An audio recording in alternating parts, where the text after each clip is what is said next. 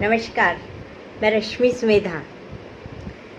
आज मैं अपने देश के न्यायालय से, प्रशासन से, अपनी सरकार से एक अनुरोध, एक सविनय अनुरोध, प्रार्थना लेकर के आई हूँ।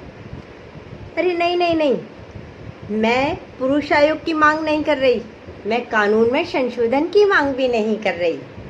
वो तो हजारों युवक बेचारे कर करके चले गए और उनके परिवार जिंदा लाश बन के ज़िंदगी ढो रहे हैं। मैं ऐसा काम नहीं करूँगी। जोर से तो नहीं लगी।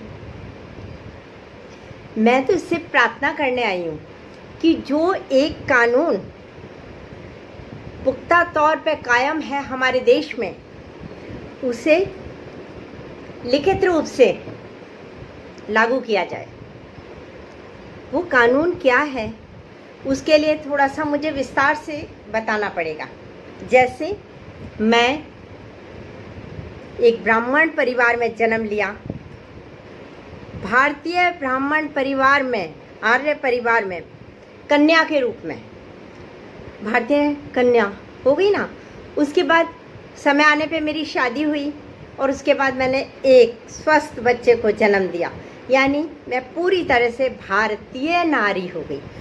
पर मुझे ये नहीं पता था, मुझे ये बिल्कुल नहीं पता था, नारी सशक्तिकरण, नारी उत्थान और इसी तरह के बहुत सारे वो टैग जो कि एक शेड देते हैं एक लेडी को, वो मुझसे मेरे बच्चे की शादी होते ही नौच के छीन लिए जाएंगे। जोर से तो नहीं लगी।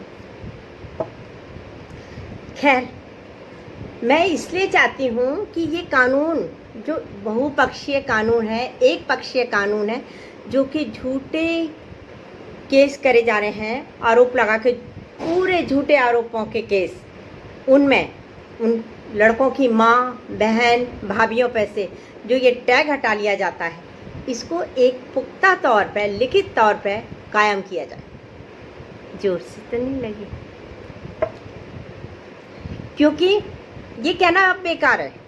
ये इसके कोई मायने ही नहीं रह गए कि पुरुष परिवार का सर्जन करता है, परिवार से समाज है, समाज से देश है। ये पुरानी बातें हो गई।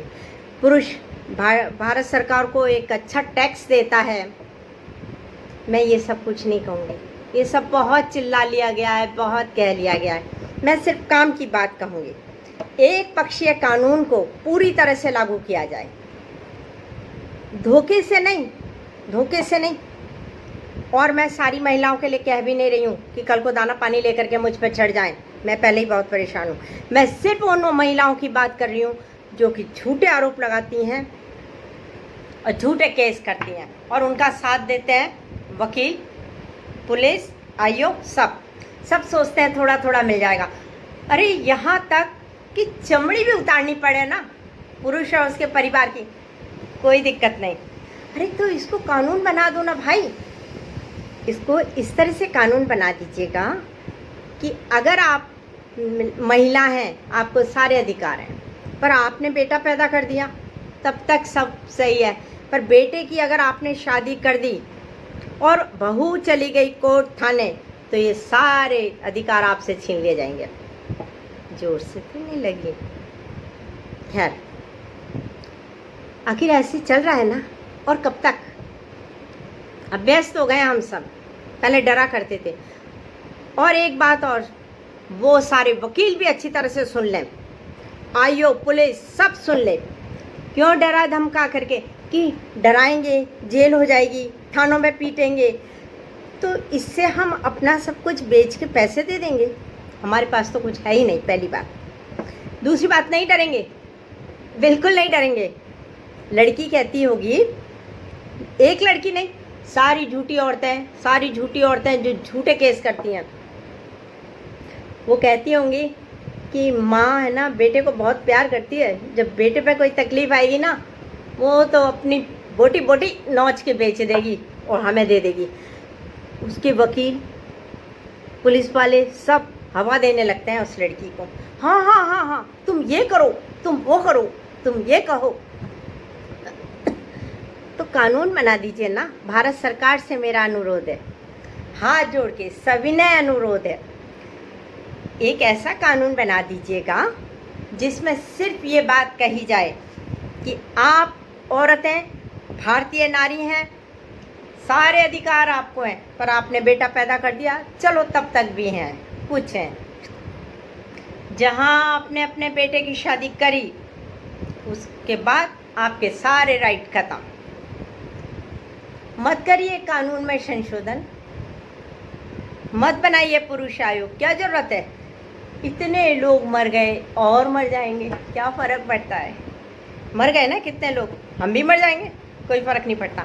हमें डरा डरा के और जब वकीलों को पता लगता है ना कि अरे यार इन पे केस हो गया, अब ये घबराएंगे, ये करेंगे, वो हमसे इस तरह से व्यवहार करते हैं, कुत्ते की तरह व्यवहार करते हैं और नोचते हैं सब, मतलब घर का सामान बिकने लगता है। ऐसा नहीं होगा। जिएंगे तो शान से जिएंगे, बिना डरे जिएंगे। हाँ, भारत सरकार से ज़रूर फिर प्रार्थना करते हैं, ऐसा कानून बना दीजिए, इसको पुख्ता रूप दे दीजिएगा। दोस्तों, आप सबका दर्द जो इस दौर से गुजर रहे हैं मैं जानती हूँ, पर ये सोचेंगे ना अपनी किस्मत ही ऐसी है, पर खुश रह के। अरे वो भगत सिंह हंसते हंसते फांसी चढ़े थे ना, देश प्रेमी, ठीक है ना? हम भी हंसते हंसते ही सब झेलेंगे, जोर से तो नहीं लगी।